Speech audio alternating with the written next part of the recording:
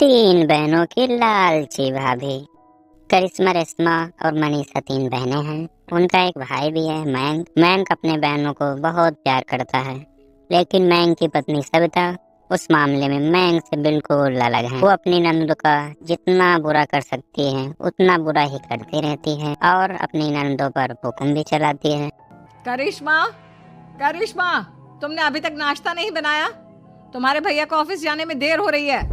हाँ भाभी, बस अभी बनाती हूँ। करिश्मा, तुम ये ढीलापन छोड़ दो। कल को पराये घर जाना है। वहाँ अगर तुम इस तरह से काम करोगी तो लोग क्या कहेंगे कि माँ ने और भाभी ने कुछ सिखाया नहीं। और तुम्हारी दोनों बहनें कहाँ हैं? अब रेशमा मार्केट गई है और मनीषा सो रही है। क्या? सुबह के 8 बज रहे हैं और ये महारानी अभी भी सो रही है? ये कहते हुए सविता अपनी सास दुर्गा देवी के पास जाती है। माँ जी, देख रही हो अपनी बेटियों के तौर तरीके? क्या हुआ बहू, सुबह सुबह क्या कर दिया मेरी बेटियों ने? अरे एक तो अभी अभी उठकर किचन में गई है, दूसरी सुबह सुबह बाहर चली गई और तीसरी अभी तक सो रही है। क्या करूं मैं इन तीनों का? मैं तो परेशान हो गई हूँ। जा जाकर उठा उसे और रेशमा से मैं बात करती हूँ। सविता सीधा मनीषा के कमरे में जाती है और उसे कहती है, महारानी जल्दी उठो, सूरज सर पर आ गया है। भाभी थोड़ी देर और सोने दो ना, मैं रात को लेट सोई थी। वो क्या ना, यूनिट टेस्ट चल रहे हैं। शराफत से उठती है या नहीं, या फिर पानी की भरी बाल्टी डालूं तेरे ऊपर? नहीं नहीं भाभी, मुझे बिस्तर में नहीं लाना, उठती हूँ मैं। मनीषा जल्दी से उठकर बाथरूम में चली जाती है। सभी आराम से बैठकर नाश्ता कर रहे होते हैं कि तभी रेशमा बाजार से हाथ में सामान ले आ जाती है। रेशमा को देखते ही सविता उस पर बरस पड़ती है। लो, आ गई महारानी। ऐसा भी क्या सामान लाना था जो सुबह आंख मलते ही बाजार की तरफ रवाना हो गई? भाभी, कल आप ही तो चीख रही थी कि घर का सारा सामान मुझे ही लाना पड़ता है, घर में किसी को भी किसी काम से कोई लेना देना नहीं है। अब मैं बाजार जाकर सामान ले आई तो आपको इस बात से भी तकलीफ हो रही है? देख रही हो माँ जी, अपनी बेटी की जुबान कैंची से भी तेज चलती है। और मयंक, आप तो कुछ कहेंगे नहीं अपनी लाडली बहन को? रेशमा, अपनी भाभी से ऐसे बात नहीं करते। चलो माफी मांगो। भैया, मैं क्यों माफी मांगू? आप भाभी से बोलिए ना कि हम पर कम हुक्म चलाया करे। हम इस घर की बेटियां हैं और आपकी पत्नी की ननद है, नौकरानी नहीं। लो कर लो बात। इनकी भलाई के लिए कुछ भी बोलो तो इन्हें बुरा लग जाता है।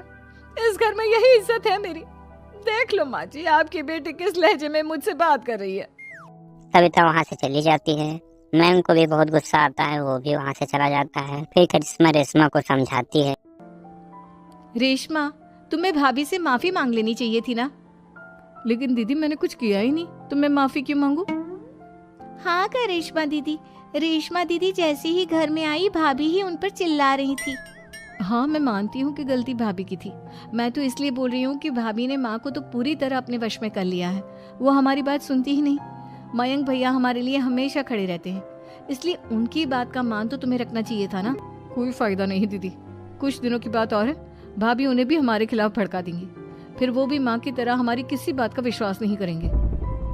इसी तरह सविता अपनी तीनों ननदों को किसी न किसी बात पर परेशान करती रहती थी। एक दिन मयंक अपनी तीनों बहनों के लिए गिफ्ट लाया। करिश्मा, ये तुम्हारे लिए हार का सेट। रेशमा, तुम्हारे लिए सुंदर सी ड्रेस। और मनीषा, तुम्हें किताबें पसंद है ना, तुम्हारे लिए किताबें लाया हूँ। थैंक यू भैया। थैंक यू भैया। थैंक यू भैया। करिश्मा, तुम्हारा नेकलेस कितना सुंदर है। ये भैया कहाँ से ले आए होंगे? मैंने भैया को 3 दिन पहले फोन पर ये डिजाइन दिखाया था और आज भैया ये ले आए। सविता तो अपने नंदों के गिफ्ट देखकर जल गई और करिश्मा का नेकलेस उसे भी बहुत पसंद आया था। अपनी बहनों के लिए कितना अच्छा नेकलेस लेकर आए हैं। मुझे कभी कोई गिफ्ट नहीं दिया। मैं आज ही ये हार चुरा लूंगी। रात में सविता करिश्मा का हार चुरा लेती है और इसी तरह उसे अपनी नंदों की जो भी चीज अच्छी लगती तो वो उसे मांगती नहीं, बल्कि रात के अंधेरे में चुरा लेती थी। फिर इसी तरह दिन बीतते गए और सविता ने मयंक के दिल में भी अपनी बहनों के लिए नफरत पैदा कर दी। एक दिन मयंक ने करिश्मा रेशमा के लिए रिश्ता देखा और ये बात घर में सबको बताई। माँ, करिश्मा और रेशमा के लिए बहुत अच्छा रिश्ता आया है। वो लोग कल इन्हें देखने आ रहे हैं। आप और सविता मिलकर सारी तैयारी कर लेना। ये सुनकर करिश्मा और रेशमा खुश हो जाती हैं, लेकिन सविता सोचती है अगर इन दोनों बहनों की शादी हो गई तो घर और बाहर का काम कौन करेगा? मनीषा तो एक नंबर की कामचोर है, उससे तो किसी बात की उम्मीद लगाना ही बेकार है। मुझे इस शादी को रोकना होगा। अगले दिन सभी लड़के वालों के स्वागत की तैयारी में लगे होते हैं। अभी मयंक अपनी बहनों से आकर कहता है, तैयार हो गई तुम दोनों?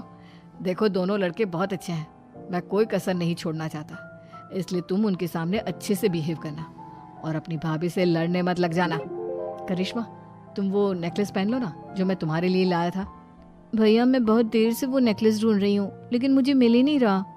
क्या तुमने नेकलेस खो दिया? तुम्हें पता भी है वो कितना महंगा था? तुम कोई काम ढंग से नहीं कर सकती। मयंक गुस्से में वहाँ से चला जाता है।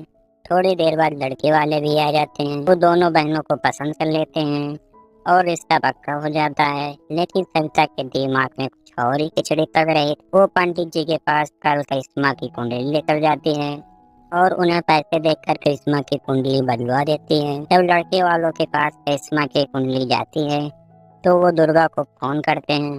बहन जी, हमने करिश्मा की कुंडली अपने पंडित जी को दिखाई थी। आपकी बेटी की कुंडली नहीं बल्कि दोषों का पिटारा है। देखिए, मैं और मेरे पति इन सब बातों में बहुत विश्वास करते हैं, इसलिए हम आपकी बेटी से अपने बेटे की शादी नहीं करा सकते।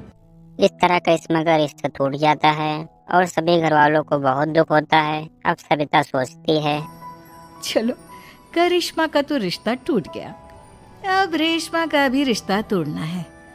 क्या करूं क्या करूं? अब सविता आवाज बदलकर किसी अननोन नंबर से रेशमा के होने वाले ससुराल में फोन करती है। हेलो, मैं कौन हूँ कौन नहीं ये आपके लिए जानना जरूरी नहीं, बस इतना सुन लो कि रेशमा का 2 साल से किसी के साथ अफेयर चल रहा है। बस रेशमा का रिश्ता तोड़वाने के लिए सविता का इतना कहना काफी था। अब रेशमा का भी रिश्ता टूट गया। मयंक और दुर्गा देवी ने रेशमा को खूब खरी खोटी सुनाई और उससे बार बार उस लड़के के बारे में पूछने लगी।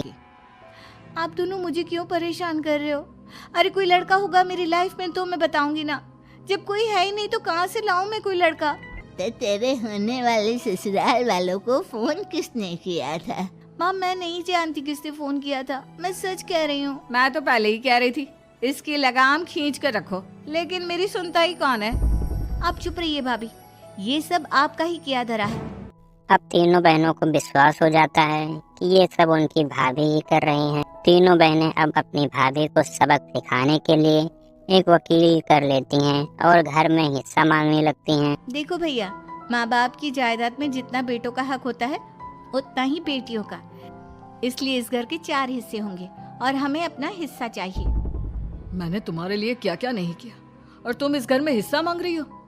भैया, आप और माँ हम बहनों की कोई बात नहीं सुनते हो और भाभी हमारी शादी नहीं होने देगी क्योंकि उन्हें लगता है कि आप हमारी शादी में ज्यादा पैसा लगाओगे और उन्हें हम जैसी फ्री की नौकरानी कहाँ मिलेगी। तो हम भाभी के साथ तो रह नहीं सकते, हम बहनों को अपना हिस्सा चाहिए। अरे तुम्हें शर्म आनी चाहिए अपने भाभी पर ऐसा इल्जाम लगाते हुए। वो तुम्हारे बारे में कितना सोचती है। हाँ माँ, भाभी हमारे बारे में बहुत सोचती है, दिन रात बस यही सोचती रहती है कि किस तरह से अपनी तीनों ननदों को परेशान करूं और कभी मुझे पढ़ने भी नहीं देती। दोनों बहनों का रिश्ता भी तो इन्होंने ही तोड़वाया है और रात में हमारे कमरे में आकर हमारी चीजें भी चुराती हैं। इसी तरह सविता की तीनों ननदें अपनी बात पर अड़ी रही। अब कोर्ट में तारीख भी शुरू हो गई। जब सविता को लगा उसकी तीनों ननदें इतनी आसानी से नहीं मानने वाली, तो वो अपने पति और अपनी सास को सारी बात बता दी और अपनी तीनों ननद से माफी मांगी। मयंक और दुर्गा को भी अपनी गलती का एहसास हो गया। अब सविता खुद करिश्मा रेशमा के लिए अच्छा रिश्ता ढूंढती है और उनकी शादी करवाती है।